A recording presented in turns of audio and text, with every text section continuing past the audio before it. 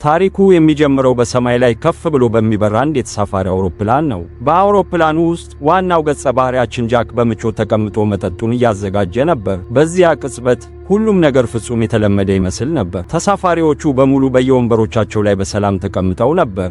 ነገር ግን በድንገት ኃይለኛ የንፋስ ማዕበል መላውን አውሮፕላን በብርቱ ያናውጠው ጀመር። የአየር መዛባቱ በጣም አደገኛ ከመሆኑ የተነሳ የወንበር ቀበቶ ያላሰሩ ተሳፋሪዎች ወደ አየር የተወረወሩ ሲሆን የኦክስጅን ጭንብሎችም ከላይ ወረዱ። በመቀጠልም እየጨመረ በመጣው የአየር ግፊት ምክንያት ከአውሮፕላኑ ክንፎች አንዱ በከፍተኛ ፍንዳታ ፈነዳ። ፍንዳታው በጣም አስከፊ ከመሆኑ የተነሳ የአውሮፕላኑ የኋላ ክፍል በአየር ላይ ተሰባብሮ ተገነጠለ። በርካታ ተሳፋሪዎችም በሺዎች የሚቆጠሩ ጫማዎችን ወደ ታች ወደቁ። በጥቂት ቅጽበታት ውስጥ አውሮፕላኑ ሙሉ በሙሉ ከቁጥጥር ውጭ ሆኖ ወደ አንድ ሰው አልባ ደሴት በፍጥነት መውረድ ጀመረ። በውስጡ የነበሩት ተሳፋሪዎች ለሕይወታቸው ሲታገሉ በከፍተኛ ተስፋ መቁረጥ ይጮሁ ነበር። ነገር ግን በሰከንዶች ውስጥ አውሮፕላኑ ጥቅጥቅ ባለው ደን ውስጥ ተከስክሶ በመውደቅ ትልቅ ፍንዳታ አስከተለ። ጃክ በመጨረሻ አይኖቹን ሲከፍት ራሱን በአንድ ጥቅጥቅ ያለ ጫካ ውስጥ አገኘው። በድንጋጤ ተውጦ ወዲያውኑ ወደ ውጭ ሮጠ። በዚያን ጊዜ ነበር በአንድ ሰው አልባ ደሴት ላይ ተገሎ መቅረቱን የተገነዘበው። ልክ በዚያን ጊዜ ከሩቅ የሚሰሙ የስቃይ ጩኸቶችን ሰማ። አንድ ሰከንድ እንኳ ሳያባክን ጃክ ወደ ድምፁ ሮጠ። እዚያ የነበረው ትዕይንት ጥፋት ብቻ ነበር። የቆሰሉ ሰዎች በየቦታው ወድቀው ነበር። የእርዳታ ጥሪዎችም በዙሪያው ሁሉ ያስተጋቡ ነበር። በዚያ አውሮፕላን ላይ የነበረው ብቸኛው ሐኪም ጃክ ነበር። ስለዚህ ያለምንም ጥርጣሬ የተረፉትን ሰዎች ለማዳን የተቻለውን ሁሉ ወዲያውኑ ማድረግ ጀመር። ነገር ግን በድንገት አንድ የሚያስፈራ ድምፅ የጃክን ትኩረት ሳበው። የተሰበረ የአውሮፕላን የፊት መግዘፊያ ከስሩ ተይዛ በነበረች አንዲት ነፍሰ ጡር ሴት ላይ በማንኛውም ሰዓት ሊወድቅ እንደሚችል አስተዋለ። ጃክ አደጋውን ባየበት ቅጽበት ወደ እሷ ሮጦ በመሄድ ፕሮፔለሩ ተከስክሶ ከመውደቁ ጥቂት ቀደም ብሎ እሷን ወደ ሰላማዊ ቦታ ጎትቶ ማውጣት ቻለ። በዚያኑ በሚቀጥለው ሰከንድ ፕሮፔለሩ መሬት ላይ በመጋጨት ታላቅ ፍንዳታ አስነሳ።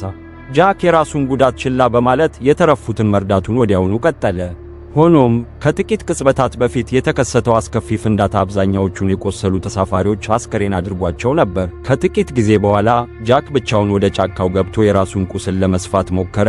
ነገር ግን ጉዳቱ በቀላሉ ሊደርስበት በማይችለው የእጁ ክፍል ላይ ነበር። ልክ በዚያን ጊዜ አንዲት ወጣት ሴት መጣች። ጃክ እርዳታ ሲጠይቃት ቁስሉን ለመስፋት ተስማማች። ሆኖም ጃክ ያለምንም ማደንዘዣ እየተሰፋ ቢሆንም ምንም አይነት ስቃይ የማይሰማው መሆኑን በማየቷ ተገረመች። ሁለቱ የተዋወቁት በዚህ መንገድ ነበር። ምሽት ሲያሽቆለቁል ጃክ ወደ ተሰባበረው የአውሮፕላኑ የኋላ ክፍል ተመለከተ እና የአውሮፕላኑ የመገናኛ ክፍል አሁንም ሳይሰበር ሙሉ በሙሉ ሊገኝ እንደሚችል ደመደሙ። እዚያ ያለውን የምልክት ማስተላለፊያ ማግኘት ከቻሉ ከአዳኝ ቡድን ጋር መገናኘት ይችሉ ይሆናል። ይህንን በሰማችበት ቅጽበት ካት የምትባለው ሴት በድንገት አንድ ነገር አስታወሰች። ቀደም ብሎ በዕለቱ ከአንድ ሸለቆ ውስጥ ጭስ ሲወጣ ማየቷን አብራራች። ይህም ምናልባት የመገናኛ ክፍሉ የተከሰከሰበት ቦታ ሊሆን ይችላል። ወዲያውኑ ወደዚያ አብረው እንዲሄዱ ሐሳብ አቀረበች። ጃክ ይህንን ሲሰማ በመጨረሻ የተስፋ ጭላንጭል ታየው። ነገር ግን በድንገት ከጫካው ጥልቅ ክፍል ውስጥ አንድ የሚያስፈራ ጩኸት አስተጋባ። ሁሉም ሰው ወዲያውኑ ወደ ድምፁ ዞረ። ከጥቂት ቅጽበታት በኋላ በሩቅ ያሉ ዛፎች አንዱ ከሌላው በኋላ መከስከስ ጀመሩ። አንድ ግዙፍ ፍጡር በጫካው ውስጥ ወደ እነርሱ በፍጥነት እየገሰገሰ መሆኑ ግልጽ ሆነ። እንደ ዕድል ሆኖ ግን ፍጡሩ ጨርሶ አልታየምና ከተወሰነ ጊዜ በኋላ ሁሉም ነገር እንደገና ጸጥ አለ። በማግስቱ ጠዋት የተረፉት ሰዎች በሙሉ ተሰባስበው ስለ ባለፈው ምሽት ምስጢራዊ ፍጡር ተወያዩ። አንዳንዶች ዳይኖሰር ነው ብለው ሲያምኑ፣ ሌሎች ደግሞ ግዙፍ ጭራቅ እንደሆነ አሰቡ። አሁን በሁሉም ሰው ፊት ላይ ፍርሃት በግልጽ ይታይ ነበር። ጃክ ራሱ በውስጡ በጣም ደንግጦ ነበር። ነገር ግን ከደሴቱ በሕይወት መውጣት ከፈለጉ በማንኛውም ዋጋ ወደ መገናኛ ክፍሉ መድረስ እንዳለባቸው በሚገባ ያውቅ ነበር። በዚያ ምክንያት ከቻርሊና ከካት ጋር ወደ አስፈሪው ጫካ አመራ። ሆኖም ከጥቂት ጊዜ በኋላ ከሰማይ ላይ በኃይል ዝናብ መዝነብ ጀመረ። ይህም የመገናኛ ክፍሉን ቦታ ለማግኘት ይበልጥ አስቸጋሪ አደረገው። ይህ በእንዲህ እንዳለ በተሰባበረው አውሮፕላን ውስጥ ተደብቀው የነበሩት ሰዎች ምስጢራዊው ፍጡር እንደገና መንቃቱን ተሰማቸው። ነገር ግን በጫካው ውስጥ ያሉት ሦስቱ ተጓዦች ስለ ጉዳዩ ምንም የሚያውቁት ነገር አልነበረም። ለረጅም ጊዜ ሲዞሩ ከቆዩ በኋላ በመጨረሻ የአውሮፕላኑን የፊት ክፍል አገኙት። ወደ ውስጥ ሲገቡ በአንደኛ ክላስ ተቀምጠው የነበሩት ሰዎች በሙሉ መሞታቸውን አወቁ። ከዚያ በኋላ ጃክ ቀስ ብሎ ወደ መገናኛ ክፍሉ ተጠጋና የበሩን ቁልፍ ለመስበር አንድ የብረት ቁራጭ አነሳ። ነገር ግን በትክክለኛው በሚቀጥለው ቅጽበት ከመገናኛ ክፍሉ ውስጥ የወጣው ነገር ከሬሳ በስተቀር ሌላ ምንም አልነበረም። ጃክ ወደ መገናኛ ክፍሉ ገብቶ የምልክት መሳሪያውን መፈለግ ጀመረ። ነገር ግን በድንገት አብራሪው ነቃ። በጥንቃቄ ከተመለከተ በኋላ ጃክ አብራሪው አሁንም በሕይወት እንዳለ ተገነዘበ። መልካሙ ዜና የጭንቅላት ጉዳት ብቻ የደረሰበት መሆኑ ነበር። አብራሪው በመቀጠል ለአውሮፕላኑ መከስከስ በስተጀርባ ያለውን እውነተኛ ምክንያት ገለጠ። አውሮፕላናቸው ወደዚህ ምስጢራዊ የውቅያኖስ ክልል ሲገባ ሁሉም የመገናኛ ምልክቶች በድንገት መጥፋታቸውን አብራራ። የሆነ ችግር እንዳለ በመገንዘብ ወዲያውኑ አውሮፕላኑን ለማዞር ሞከረ። ነገር ግን ይህንን ማድረግ ከመቻሉ በፊት አንድ እንግዳና ምስጢራዊ የንፋስ ኃይል መላውን አውሮፕላን ዋጠው። በሰከንዶች ውስጥ አውሮፕላኑ በአየር ላይ መሰባበር ጀመረ። ከዚያ በኋላ አብራሪው ራሱን ሳተ። በእሱ መሰረት ከስልጣኔ በሺዎች የሚቆጠሩ ኪሎ ሜትሮች ርቆ በሚገኝ አንድ የማይታወቅ ቦታ ላይ ተገልለው ቀርተዋል። በድንገት አብራሪው አውሮፕላኑ ተጨማሪ ገመድ አልባ መገናኛ ዘዴ እንዳለው አስታወሰ። ሆኖም ከፈለጉ በኋላ የምልክት መሳሪያው አስቀድሞ መበላሸቱን አወቁ። ይህንን ሲሰሙ የጃክና የካት የመጨረሻው የመዳን ተስፋ መክሰም ጀመረ። ሌላ አማራጭ ስለሌላቸው ወደ ሰፈራቸው ለመመለስ ወሰኑ። ነገር ግን ልክ በዚያን ጊዜ ከውጭ አንድ እንግዳ ድምፅ አስተጋባና አውሮፕላኑ በኃይል መንቀጥቀጥ ጀመረ። ሁሉም ሰው ወደ መስኮቶቹ ሮጠ። አንድ ግዙፍ ጥላ ከተሰባበረው አውሮፕላን ውጭ አለፈ። የእግሩ ፈሻሾች በጣም ከባድ ከመሆናቸው የተነሳ መላው አውሮፕላን ተንቀጠቀጠ። አብራሪው ወደ መስኮቱ ይበልጥ ሲጠጋ አንድ ነገር በድንገት ያዘውና ወደ ውጭ ጎትቶ ወሰደው። ካት በከፍተኛ ፍርሃት ጮኸች። ጃክ ሊረዳው ከመቻሉ በፊት ያ ምስጢራዊ ፍጡር አብራሪውን ገድሎት ነበር። ሁኔታው ይበልጥ አስፈሪ ሆነ። ከጥቂት ቅጽበታት በኋላ የተሰበረው አውሮፕላን ተንጠልጥሎበት ከነበረው ዛፍ ላይ ተላቆ መሬት ላይ ተከሰከሰ። ሦስቱንም የተረፉ ሰዎች ወደ ጎን ፈነጠጣቸው። ጃክ የምልክት መሳሪያውን በፍጥነት አንስቶ ከካትና ከቻርሊ ጋር ወደ ጫካው ሮጠ። እንደ ዕድል ሆኖ ፍጡሩ አልተከተላቸውም። ይህም በሰላም ወደ ሰፈራቸው እንዲመለሱ አስቻላቸው። እዚያ ሲደርሱ ጄምስና ከርሊ እየተደባደቡ አገኟቸው። ጃክ እና ማይክል ለያዩአቸው። በዚያን ጊዜም ከርሊ አጠገብ የተቀመጡት ሰዎች በሙሉ ሞተው እርሱ ብቻ በመትረፉ ምክንያት ጄምስ አውሮፕላኑ እንዲከሰከስ ከርሊ እጁ አለበት ብሎ እንደጠረጠረው አወቁ። ይህ ክስ ከርሊን በከፍተኛ ሁኔታ ስላስቆጣው ሌላ ጠብ ሊነሳ ምንም አልቀረውም ነበር። ካት በመጨረሻ ሁሉንም ሰው አረጋጋች። የምልክት መሳሪያ ማግኘታቸውን አሳወቀች። ነገር ግን እርዳታ ከመጠየቃቸው በፊት ጥገና እንደሚያስፈልገው አብራራችላቸው። ከርሊ ወደፊት ወጥቶ ሊጠግነው ፈቃደኛ እስከሆነ ድረስ እንዴት እንደሚስተካከል የሚያውቅ ማንም አልነበረም። ልክ እንደተጠበቀው ጄምስ ወዲያውኑ እንደገና መጨቃጨቅ ጀመረ። በዚህ ጊዜ ጃክ ትዕግስት አጥቶ ቁጣውን በመግለጽ ጄምስ ዝም እንዲል አስጠነቀቀው። የጃክን ቁጣ ያየው ጄምስ ወደ ኋላ ፈገፈገ። ከዚያም አንድ መልካም ዜና መጣ። ከርሊ ቀደም ሲል በወታደር ቤት ውስጥ የመገናኛ መኮንን ሆኖ ያገለግል እንደነበር ገለጠ።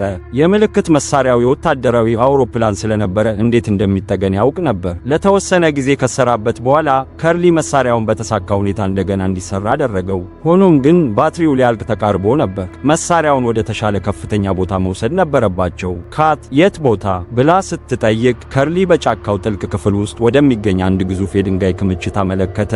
ካት ቀደም ሲል ለሞት በጣም ቀርባ ስለነበር ለመሄድ አመንትታ ነበር። ነገር ግን ሌላ ምርጫ አልነበረም። ለጃክ ሳይነግሩት ከሌሎቹ 4 የተረፉ ሰዎች ጋር በመሆን ወደ አስፈሪው ጫካ አመሩ። በመንገድ ላይ ጄምስ አብሯቸው ተቀላቀለ። እርሱ ሆን ብሎ ካትን ወደ ጎን ገፍቶ ብቻውን ወደፊት ቀደመ። ይህም ይበልጥ እንድትጠላው አደረጋት። ነገር ግን ካት ያላወቀችው ነገር ቆየት ብሎ የዘንጋዳ ሰው ሕይወታቸውን እንደሚያተርፍ ነበር። አስቸጋሪ የተራራ መንገድ ካቋረጡ በኋላ ቡድኑ ወደ አንድ ጥቅጥቅ ያለ ጫካ ገባ። ከርሊ ትዕግስት አጥቶ ምላሽ ሊሰጠው እስኪቃረብ ድረስ ጄምስ ለአደጋው ከርሊን መውቀሱን ቀጠለ። ልክ በዚያ ቅጽበት ከቁጥቋጦዎቹ ውስጥ አንድ እንግዳ ድምፅ መጣ። ሁሉም ሰው ወዲያውኑ ደነገጠ። አንድ አደገኛ ነገር በእጽዋቱ ውስጥ ወደ እነርሱ በፍጥነት እየገሰገሰ ነበር። በከፍተኛ ፍርሃት የተዋጠው ቡድን ለሕይወቱ መሮጥ ጀመረ። ነገር ግን በሚያስገርም ሁኔታ ጄምስ ምንም አይነት የፍርሃት ምልክት ሳያሳይ ሙሉ በሙሉ ተረጋግቶ ባለበት ቆመ። ሌሎቹ አስተማማኝ ርቀት ላይ እስኪደርሱ ድረስ ከሮጡ በኋላ ጄምስ ሽጉጡን አውጥቶ ወደ ቁጥቋጦዎቹ መተኮስ ጀመረ። በሚያስገርም ሁኔታ ፍጡሩ ለጥይቶቹ ምንም ምላሽ አልሰጠም ማለት ይቻላል። ሆኖም አንድ ዕድለኛ ጥይት ደካማ ቦታውን መታውና በጫካው ውስጥ ኃይለኛ ጩኸት አስተጋባ። ጩኸቱን በሰሙ ጊዜ ሁሉም ሰው በፍጥነት ተመለሰ። ነገር ግን በመጨረሻ ፍጡሩን በግልጽ ሲያዩት ደነገጡ። እርሱ ጭራቅ አልነበረም፣ ይልቁንም አንድ ግዙፍ የሰሜን ዋልታ ድብ ነበር። ይበልጥ ያስደነገጣቸው ነገር ደግሞ በአንድ ጥቅጥቅ ባለ ጫካ በተከበበች ሞቃታማ የሐሩር ክልል ደሴት ላይ የሰሜን ዋልታ ድብ እንዴት በሕይወት ሊኖር እንደቻለ ነበር። ይህ ግኝት ሌላ ጥያቄ አስነሳ። ጄምስ በተሳፋሪ አውሮፕላን ላይ ሽጉጥ እንዴት ሊይዝ ቻለ? ሁሉም ሰው ሲጠይቀው ጄምስ መሳሪያውን ከአደጋው በኋላ በአንድ የሞተ ፖሊስ አስከሬን ላይ እንዳገኘው አብራራ። ታሪኩን ለማረጋገጥም የፖሊሱን ባጅ አሳያቸው። ምንም እንኳ አንዳንድ ሰዎች አሁንም ቢጠረጥሩትም በመጨረሻ ማብራሪያውን ተቀበሉት። ቡድኑ ወደ ተራራው መጓዙን ቀጠለ። ብዙም ሳይቆይ የምልክት መሳሪያው በድንገት ጠንካራ ምልክት ተቀበለ። ከርሊ በደስታ ተሞልቶ ወዲያውኑ የመዳን ጥሪ ለመላክ ሞከረ። ነገር ግን የማዳኛ ፍሪኩዌንሲው ምን እንደሆነ ወዲያውኑ ተገነዘበ። አስቀድሞ በሌላ ሰው ጥቅም ላይ እየዋለ እንደነበር ተገነዘበ። ይህ ማለት በደሴቷ ላይ ያለ ሌላ ሰው ደግሞ ምልክቶችን እየላከ ነበር ማለት ነው። ይህ ግኝት ሁሉንም ሰው ግራ አጋባ። እንዲህ ባለ ገለልተኛ ደሴት ላይ ሌላ ሰው እንዴት ሊኖር ይችላል? ከጥቂት ቅጽበታት በኋላ በመሳሪያው ውስጥ የአንዲት ሴት ድምፅ መጣ። እሷ በፈረንሳይኛ ቋንቋ ትናገር ነበር። መጀመሪያ ላይ ሁሉም ሰው ምላሽ እየሰጣቸው ያለ አዳኝ ቡድን እንደሆነ አመነ። ፈረንሳይኛ የሚናገረው ተጓዥም ወዲያውኑ ለመግባባት ሞከረ። ነገር ግን ደስታቸው ብዙ አልቆየም። ድምጿ አንዲት ሴት በተስፋ መቁረጥ እርዳታ የጠየቀችበት ያለ የድሮ የጭንቀት ጥሪ የተቀረጸ ድምፅ ሆኖ ተገኘ። ከሰከንዶች በኋላ ምልክቱ እንደገና ጠፋ። ፍሪኩዌንሲውን ካረጋገጠ በኋላ ከርሊ አንድ አስፈሪ ግኝት አገኘ። በመሳሪያው መሰረት ያው የመዳን የጭንቀት ምልክት ላለፉት 16 ዓመታት ሲደጋገም የኖረ ነበር። ማንም ሰው መለሰለት አያውቅም። ይህንን መገንዘባቸው ሁሉንም ሰው አስፈራራቸው። በአእምሮአቸው ውስጥ ጥያቄዎች ጎረፉ። በዚህች ደሴት ላይ በእርግጥ ምን እየተፈጠረ ነው? የሰሜን ዋልታ ድብስ እዚህ እንዴት ሊገኝ ቻለ? እና አውሮፕላናቸውስ በአየር ላይ በምስጢር ለምን ተሰባብሮ ወደቀ? ደሴቷ በግልጽ አንድ ጨለማ ምስጢር የደበቀች ትመስል ነበር። ወደ ሰፈራቸው ከተመለሱ በኋላ ፍርሃትና መደናገጥ እንዳይፈጠር ለመከላከል ስለ አስገራሚው ምልክት ለሌሎቹ ላለመናገር ወሰኑ። በዚያን ምሽት የማይክል ውሻ በድንገት በከፍተኛ ሁኔታ ይጮህ ጀመር። ጩኸቱ የሁሉንም ሰው ትኩረት ሳበ። ጃክ የእጅ ባትሪ ይዞ ጨለማውን በጥንቃቄ ፈተሸ። መጀመሪያ ላይ ምንም ነገር ማየት አልቻለም ነበር። ነገር ግን ጄምስ በድንገት አንድ ኃይለኛ የፍለጋ መብራት ሲያበራ በአቅራቢያው ተደብቀው የነበሩ በርካታ ግዙፍ የዱር አሳማዎችን ገለጠ። በሰፈሩ ውስጥ ድንጋጤ ተሰራጨ። ነገር ግን እንስሳቱ ከማጥቃት ይልቅ በፍጥነት ወደ ጫካው ተመልሰው ሮጡ። የተረፉት ሰዎች እፎይታ ተሰማቸው። ነገር ግን በማግስቱ ጠዋት ሌላ ችግር ተከሰተ። የምግብ አቅርቦታቸው ሙሉ በሙሉ አልቆ ነበር። ጄምስ ወዲያውኑ አንድ ወፈር ያለ ተጓዥ ከድርሻው በላይ በልቷል ብሎ ከሰሰው። በመካከላቸውም ጠብ ተነሳ። ጃክ ጣልቃ በመግባት ጭቅጭቁን አስቆመው። ነገር ግን እውነተኛው ችግር እንዳለ ያውቅ ነበር። በፍጥነት ምግብ ካላገኙ ረሃብ ሁሉንም ሰው እርስ በርሱ ሊያጣላው ይችላል። ልክ በዚያ ቅጽበት አንድ ቢላዋ በድንገት በጄምስ አቅራቢያ መሬት ላይ አረፈ። ሁሉም ሰው ዞር ብሎ ሲመለከት አንድ ራሰ በራ ተጓዥ ለምግብነት የዱር አሳማዎቹን እንዲያድኑ ሐሳብ ሲያቀርብ አዩት። ጄምስ ሐሳቡ የማይረባ እንደሆነ አሰበ። ጥቂት ሰዎች በአንድ ቢላዋ ብቻ እንደነዚህ ያሉትን ግዙፍ እንስሳት ማደን ይችላሉ ብሎ አላመነም ነበር። ምንም ቃል ሳይናገር ራሰ በራው ሰው ሻንጣውን ከፈተና በውስጡ በርካታ የአደን ቢላዎች እንዳሉ አሳያቸው። ጄምስ እንኳ ሳይቀር ተደነቀ። ብዙም ሳይቆይ ሦስቱ ወንዶች አሳማዎቹን ለመከታተል ወደ ጫካው አመሩ። ለተወሰነ ጊዜ ከፈለጉ በኋላ ራሰ በራው ሰው በድንገት አንድ የተለየ ነገር ተሰማው። ሌሎቹ እንዲቆሙ በእጁ ምልክት ሰጠ። በአቅራቢያው ያለን ዛፍ ሲመረምር ትኩስ የአሳማ ምልክቶችን አገኘና እንስሳቱ በጣም ቅርብ መሆናቸውን ተገነዘበ። ከጥቂት ጊዜ በኋላ ቡድኑ ወደ ዱር አሳማዎቹ የሚወስደውን ፈለግ በመከተል በጥንቃቄ ወደ ጫካው ጥልቅ ክፍል ገባ። ራሰ በራው ሰው በእጅ ምልክቶች አማካኝነት የአደን እቅዱን በፍጥነት አብራራ። እሱ ኬት አሳማውን ከፊት ለፊት እንድታዘናጋው፣ ማይክል ደግሞ ከጎን በኩል ዞሮ እንዲገባ ፈለገ። ሆኖም ማይክል ምልክቱን በተሳሳተ መንገድ በመረዳት በከፍተኛ ድምፅ ጮኸ። ጩኸቱ ወዲያውኑ የዱር አሳማውን አስጠነቀቀው። እርሱም በቀጥታ ወደ እነርሱ ተወረወረ። ራሰ በራው ሰው በጊዜ ወደ ጎን ዘለለ። ማይክል ግን ተመታ። እንደ ዕድል ሆኖ አሳማው እንደገና አላጠቃውም። እርሱም በጥቂት ቀላል ጉዳቶች ብቻ መለጠ። ከጥቂት እረፍት በኋላ ካት ወደ ሰፈር ለመመለስ ሐሳብ አቀረበች። ነገር ግን ራሰ በራው ሰው ዕድሉን ማጣት አልፈለገም። እርሱ አሳማውን ብቻውን መከታተሉን ሲቀጥል እነርሱ እንዲመለሱ ነገራቸው። ሌላ አማራጭ ስለሌላቸው ካትና ማይክል ወደ ኋላ መጓዝ ጀመሩ። በመንገድ ላይ ካት በድንገት ቆማ ከልብሶቿ መካከል የተወሰነውን ማውለቅ ጀመረች። ይህም ማይክልን ሙሉ በሙሉ ግራ አጋባው። ከአንድ አፍታ በኋላ በአቅራቢያዋ ባለ ዛፍ ላይ ወጣች። ዓላማዋ በቀላሉ ወደ ከፍተኛ ቦታ በመውጣት የምልክት መሳሪያውን ለመፈተሽ ነበር። መሳሪያውን እያስተካከለች ሳለ አንድ የሚያስፈራ ጩኸት በጫካው ውስጥ አስተጋባ። በድንጋጤ የተነሳ ከተገቢው ዕቃዎቿ መካከል አንዳንዶቹን ጣለች። ወደ ጫካው ቁልቁል ስትመለከት ያንኑ ምስጢራዊ ፍጡር በጫካው ውስጥ ሲዘዋወር አየችው። ይህ በእንዲህ እንዳለ ራሰ በራው ሰው አሳማውን መከታተሉን ቀጥሏል። ብዙም ሳይቆይ በቁጥቋጦዎች ውስጥ ሲንቀሳቀስ ሰማውና ወደ ድምፁ ሮጠ። ነገር ግን በድንገት የአሳማው ድምፅ ወደ ስቃይ ጩኸት ተቀየረ። በተመሳሳይ ጊዜ በአቅራቢያ ያሉ ዛፎች በኃይል መንቀጥቀጥ ጀመሩ። በመቀጠልም ሌላ የሚያስፈራ ጩኸት ተሰማ። ራሰ በራው ሰው በፍርሃት ደረቀ። ከዚያም ያ ግዙፍ ፍጡር በድንገት በቀጥታ በፊቱ ብቅ አለ። ወደ ሰፈር ሲመለሱ ካትና ማይክል የተፈጠረውን ሁሉ ለጃክ በፍጥነት ነገሩት። ካት ራሰ በራው ሰው የፍጡሩ ቀጣይ ሰለባ ሆኗል ብላ ፈራች። ጃክ ጉዳዩን ለመመርመር ወዲያውኑ ወደ ጫካው ሮጠ።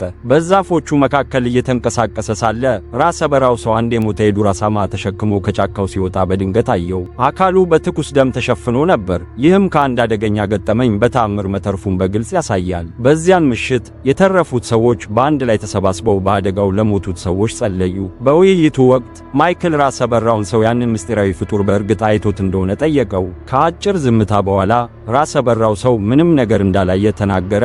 ነገር ግን ማይክል አልተዋጠለትም ነበር። ምንም እንኳ አሁን ምግብ ችግር ባይሆንም ሌላ ከባድ ችግር ግን አሁንም ቀርቶ ነበር። ንጹህ የጠጪ ውሃ አቅርቦታቸው እያለቀ ነበር። ለምግብነት የሚሆኑ እንስሳትን ማደን ቢችሉም በውቅያኖስ ጨው ውሃ ግን ለረጅም ጊዜ መኖር አይችሉም። ስለዚህ ከአዳኝ ቡድን ጋር መገናኘት ከምንም በላይ አስፈላጊ ሆኖ ነበር። ከውጭው ዓለም ጋር ለመገናኘት የቆረጠው ከርሊ እንደገና ምልክት ለመፈለግ በምስጢር ወደ ተራራው ተመለሰ። ሆኖም መሳሪያው መስራት እንደጀመረ አንድ ሰው ከጀርባው ጥቃት ሰንዝሮ ራሱን እንዲስት አደረገው። በሚያስገርም ሁኔታ ጥቃት አድራሹ አልገደለውም። ይልቁንም ከመጥፋቱ በፊት የምልክት መሳሪያውን ብቻ ሰባብሮት ሄደ። ከተፈጠሩት ነገሮች ሁሉ በመነሳት ከርሊ በደሴቲቱ ላይ የተረፉት ሰዎች እንዲወጡ የማይፈልግ ሌላ ሰው እንደሚኖር ሙሉ በሙሉ አመነ። በማግስቱ ከርሊ እውነቱን ለማውጣት ብቻውን ጉዞ ጀመረ። ለሰዓታት ከፈለገ በኋላ ለመረታት በባህር ዳርቻው አቅራቢያ ቆመ። እዚያም በአሸዋ ውስጥ የተቀበረ አንድ ወፍራም የብረት ገመድ አስተዋለ። ሲመረምረውም አንደኛው ጫፍ ወደ ውቅያኖስ ውስጥ ሲገባ፣ ሌላኛው ጫፍ ደግሞ ወደ ጫካው ጥልቅ ክፍል መዘርጋቱን ተገነዘበ። በጉጉት የተሞላው ከርሊ የብረት ገመዱን ተከትሎ ወደ ጫካው ገባ። ለተወሰነ ጊዜ ከተጓዘ በኋላ በድንገት መሬት ላይ የተዘረጋ ቀጭን ሽቦ አየ። ከርሊ በጥንቃቄ ተራምዶ ታለፈ። ነገር ግን ሌላ እርምጃ ሲራመድ ሹል የሆነ ክሊክ የሚል ድምፅ ሰማ። ወጥመዱ ወዲያውኑ ሥራ ጀመረ። አንድ ሹል የእንጨት ምሰሶ ወደ ላይ ተወርውሮ በቀጥታ የከርሊን እግር ወጋው። ስቃዩ ሊቋቋሙት የማይችሉት ነበር። እርሱም በአየር ላይ ተንጠልጥሎ በከፍተኛ ሁኔታ ይጮህ ነበር። ለጥቂት ቅጽበታት ከታገለ በኋላ ራሱን እንዳይስት አድርጎ ያንን ሹል እንጨት ከእግሩ ላይ በግድ ነቀለው። ሆኖም ከባድ የደም መፍሰስና ስቃዩ ብዙም ሳይቆይ ራሱን እንዲስት አደረገው። ምሽት ሲያሽቆለቁል ከርሊ አሁንም ራሱን እንደሳተ ነበር። ከሰዓታት በኋላ ቀስ ብሎ አይኖቹን ከፈተ። እርዳታ ለመጠየቅ ከመጮሁ በፊት አንድ ምስጢራዊ ሰው በድንገት ብቅ ብሎ ያዘውን ገመድ በጠሰው። ከርሊ በጭንቅላቱ መሬት ላይ ተከሰከሰ። ደንግጦና ለሕይወቱ እያጣጣረ ሳለ እንደገና ራሱን ከመሳቱ በፊት ወደ እርሱ የሚጠጋውን የአንድ ሰው ጥላ ብቻ ማየት ቻለ። በማግስቱ ጠዋት ከርሊ ወደ ዕውቅናው ተመለሰ። ወደሚጨልመው ሰማይ እየተመለከተ በሰፈሩ ውስጥ አንድ አስፈሪ ነገር ሊከሰት እንደሆነ በእርግጠኝነት ተሰማው። የቆሰለውን እግሩን ችላ በማለት በተቻለው ፍጥነት ወደ ሰፈሩ ሮጠ። እንደ አለመታደል ሆኖ ግን የአስፈሪ ቅዠት አስቀድሞ ተጀምሮ ነበር። በዚያን ምሽት አና የምትባል ነፍሰ ጡር ተጓዥ በድንጋጤ በድንገት ከእንቅልፏ ነቃች። ወደ ሆዷ ቁልቁል ስትመለከት ልጇ በሆነ መንገድ እንደጠፋ ሙሉ በሙሉ አመነች። ከጥቂት ቅጽበታት በኋላ በአቅራቢያው የሕፃን ጩኸት ድምፅ ሰማች። ጩኸቱን ተከትላ ስትሄድ በአንድ በኩል አይኑ የጠቆረና እንግዳ የሆኑ ትንቢቶችን የሚያንጎረጉረውን ራሰ በራውን ሰው አለፈችው። እርሱን ችላ በማለት አና በነጭ ጨርቅ የተሸፈነ የሕፃን ጋሪ እስክታገኝ ድረስ ወደፊት መጓዟን ቀጠለች። የሕፃኑ ጩኸት የሚመጣው ከውስጡ ይመስል ነበር። ድፍረቷን አስተባስባ ጨርቁን ገለጠችው። ነገር ግን ከሕፃን ይልቅ ያገኘችው ጥሬ የሥጋ ቁርጥራጮችን ነበር። ያ አስፈሪ ትዕይንት በከፍተኛ ሁኔታ እንድትጮህ አደረጋት። ቻርሊ ወዲያውኑ ወደ እርሷ ፈጥኖ ደረሰ። ነገር ግን በዚያን ጊዜ አና አእምሮዋን ስታ ስለነበር በዙሪያው ያሉትን ሰዎች ማጥቃት ጀምራ ነበር። ከጥቂት ጥረት በኋላ ቻርሊ ሊያረጋጋት ቻለ። መጀመሪያ ላይ ሁሉም ሰው አስፈሪ ቅዠት እንዳጋጠማት ብቻ ነበር የገመተው። ነገር ግን በእጆቿ ላይ ደም ሲያዩ በጣም ተጨነቁ። በማግስቱ ጠዋት ጃክ ጉዳቷን መረመረ። በዚያ በድንጋጤዋ ወቅት እጆቿን በጣም አጥብቃ ጨብጣ ስለነበር የጥፍሮቿ ጫፍ መዳፎቿን እንደቆረጧቸው ደረሰበት። ደሙ የመጣው ከእነዚያ ቁስሎች ነበረ። ይህም እያንዳንዱን ሰው አረጋጋ። ሆኖም ግን አስገራሚዎቹ ክስተቶች አልቆሙም ነበር። በዚያኑ ምሽት አና እንደገና እየጮኸች ከእንቅልፏ ነቃች። አንድ ሰው ጥቃት እንደሰነዘረባትና ሆዷን በቢላ እንደወጋት ተናገረች። ተጓዦቹ በፍጥነት ወደ እርሷ መጡ። ነገር ግን እዚያ ማንም አልነበረም። አና ጥቃት እንደተፈጸመባት አጥብቃ ብትናገርም ጃክ ሆዷን ሲመረምር ግን አንዲትም ምልክት አልነበረም። ከፍተኛ ጭንቀትና እርግዝናዋ ቅዠት እየፈጠሩባት እንደሆነ በማመን ጃክ እንድታርፍና የተወሰነ መድኃኒት እንድትወስድ ነገራት። አና በከፍተኛ ሁኔታ ተቆጣች። ማንም የሚያምናት እንዳልሆነ ተሰማት። በንዴትና በተስፋ መቁረጥ ስሜት ዕቃዎቿን ጠቅልላ ወደ ጫካው ጥልቅ ክፍል ገባች። ቻርሊ ብቻዋን እንድትሄድ መፍቀድ ስላልፈለገ ተከተላት። ብዙም ሳይቆይ አና በድንገት ከባድ የሆድ ህመም ማማረር ጀመረች። የደነገጠው ቻርሊ የጃክን እርዳታ ለማግኘት ወስኖ ወደ ሰፈሩ ተመልሶ ሮጠ። በመንገድ ላይ ከጂም ጋር ተገናኘ። ቻርሊ ስለ አና ሁኔታ ለጃክ እንዲነግረው በፍጥነት ነገረው። ቻርሊ ያላስተዋለው ነገር ቢኖር ይህ ውሳኔው በቅርቡ ይበልጥ ታላቅ ጥፋት እንደሚፈጠር ነበር። ይህ በእንዲህ እንዳለ የአና ህመም ቀስ በቀስ ጋባ አለ። እሷና ቻርሊም ወደ ሰፈሩ ለመመለስ መጓዝ ጀመሩ። ከዚያም ጂም በድንገት ብቅ አለ። የሚገርመው ነገር ጃክን ይዞት አልመጣም ነበር። ይልቁንም እዚያ ቆሞ አናን በሚያስፈራ ሁኔታ ይመለከታት ነበር። በተመሳሳይ ጊዜ ከርሊ በመጨረሻ ሰፈሩ ደረሰና በደሴቲቱ ላይ የት እንደሆነ ስለማይታወቅ ምስጢራዊ ሰው ለጃክ ነገረው። ጃክ መረጃውን ሙሉ በሙሉ ማጤን ከመቻሉ በፊት ያ ወፈር ያለው ተጓዥ አስደንጋጭ ዜና ይዞ እየሮጠ መጣ። ሌላ ተሳፋሪ ከአደጋው ተርፎ በደሴቲቱ ላይ በምስጢር ተደብቆ እንደነበር ነገረው። ስሙም ጂም ይባላል። ጃክ ይህንን በሰማበት ቅጽበት የሆነ በጣም የተሳሳተ ነገር እንዳለ ተገነዘበ። ሌላ ሰከንድ ሳያባክን እሱና ራሰ በራው ሰው አናንና ቻርሊን ለመፈለግ ወደ ጫካው ሮጡ። ነገር ግን አስቀድመው ዘግይተው ነበር። እዚያ ሲደርሱ የታገል ምልክቶችን ብቻ አገኙ። አና እና ቻርሊ ሙሉ በሙሉ ጠፍተው ነበር። ራሰ በራው ሰው ለተደራጀ ፍለጋ የሚሆኑ ቁሳቁሶችን ለመሰብሰብ መጀመሪያ ወደ ሰፈር መመለስን ሐሳብ አቀረበ። ነገር ግን ጃክ በከፍተኛ የጥፋተኝነት ስሜት ተውጦ ነበር። የአናን ማስጠንቀቂያ በቁም ነገር ቢወስደው ኖሮ ከእነዚህ ነገሮች መካከል አንዱን ባልተከሰተ ነበር ብሎ ማሰቡን ማቆም አልቻለም። በጸት ተገፋፍቶ ጃክ ምክሩን ችላ በማለት አናንና ቻርሊን በተስፋ መቁረጥ ስሜት እየፈለገ ብቻውን ወደ ጫካው ሮጠ። ጃክ ፍለጋውን ብቻውን ቀጠለ። ነገር ግን ከተወሰነ ጊዜ በኋላ ጫካው ራሱ በወጥመድ ውስጥ እንዳስቀረው ሁሉ በክበብ እየተዘዋወረ መሆኑን ተገነዘበ።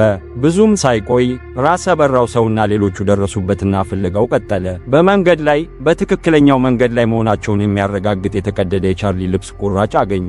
በጥቂት ጊዜ በኋላ መንገዱ ወደ ሁለት አቅጣጫ ተከፈለ። በሁለቱም መንገዶች ላይ የእግር አሻራዎች ይታዩ ስለነበር ቡድኑ ለመለያየት ወሰነ። ራሰ በራው ሰው ወደ አንደኛው መንገድ ሲሄድ፣ ጃክና ኬት ደግሞ ወደ ሌላኛው አቅጣጫ አመሩ። ከዚያም ኃይለኛ ዝናብ መዝነብ የጀመረ ሲሆን ይህም ፍለጋውን ይበልጥ አስቸጋሪ አደረገው። ጃክ ለተወሰነ ጊዜ በጫካው ውስጥ ሲዞር ከቆየ በኋላ ሌላ የተቀደደ የቻርሊ ልብስ ቁራጭ አገኘ። ልክ በዚያን ጊዜ በአቅራቢያው አንድ ቦታ አና በከፍተኛ ስቃይ ስትጮህ ሰማ። ጃክ ወዲያውኑ ወደ ድምፁ ፈጠነ። ኬትም እየተከተለችው አንድ ኮረብታ ላይ መውጣት ጀመረ። ነገር ግን በችኮላ ላይ ስለነበር እግሩ አምልጦት ወደቀ። ተነስቶ ሲቆም ጂም በድንገት በፊቱ ቆሞ አገኘው። ጂም ፍለጋውን እንዲያቆም ለጃክ አስጠነቀቀው። መፈለጉን ከቀጠለ ግን ቻርሊን እንደሚገድለው አስፈራራው። ነገር ግን ጃክ ሊሰማው አልፈለገም። ወዲያውኑም ጥቃት ሰነዘረበት። ውጊያው ግን ሙሉ በሙሉ በአንድ ወገን ብቻ የበላይነት የተሞላ ነበር። ጂም የጃክን ዕቃዎች በቀላሉ ያመልጥ ነበር። በደንብም ደበደበው። ጃክ ምንም ያህል ቢሞክር አንድም ቡጢ እንኳን ማሳረፍ አልቻለም። በመጨረሻም ጂም በኃይለኛ እርግጫ መጥቶ ጃክ ራሱን እንዲስት አደረገው። ከጥቂት ጊዜ በኋላ ኬት ጃክን አገኘችውና ወደ እውቅናው እንዲመለስ ረዳችው። ዝናቡ የእግር አሻራዎቹን በሙሉ አጥቦ ስላጠፋቸው ፍለጋውን መቀጠል ትርጉም የሌለው መሆኑን ነገረችው። ነገር ግን ጃክ ተስፋ ለመቁረጥ ፈቃደኛ አልነበረም። ለሰዓታት ሲፈልጉ ከቆዩ በኋላ በመጨረሻ ቻርሊ በአንድ ግዙፍ ዛፍ ላይ ተንጠልጥሎ አዩት። ጃክ በፍጥነት ወደ መሬት አወረደው። ነገር ግን ቻርሊ አይተነፍስም ነበር። ኬት በከፍተኛ ሁኔታ ማልቀስ ስትጀምር፣ ጃክ ግን ጓደኛው መሞቱን ለመቀበል ፈቃደኛ ባለመሆኑ እሱን ለማንቃት በተስፋ መቁረጥ ስሜት የተቻለውን ሁሉ ይሞክር ነበር። ከበርካታ ያልተሳኩ ሙከራዎች በኋላ ጃክ አንድ የመጨረሻ ጥረት አደረገ። በድንገትም ቻርሊ እንደገና መተንፈስ ጀመረ። ከማንኛውም ግምት ውጪ እርሱ በሕይወት ተረፈ። በቻርሊ አስደንጋጭ መመለስ የታሪኩ የመጀመሪያው ክፍል ፓርት 1 እዚህ ላይ ያበቃል። ነገር ግን የደሴቷ ምስጢሮች ይበልጥ እየጨለሙ የመጡ ሲሆን ቻርሊም ለአንዳንዶቹ አስፈሪ ምስጢሮች መልስ ሳይኖረው አይቀርም።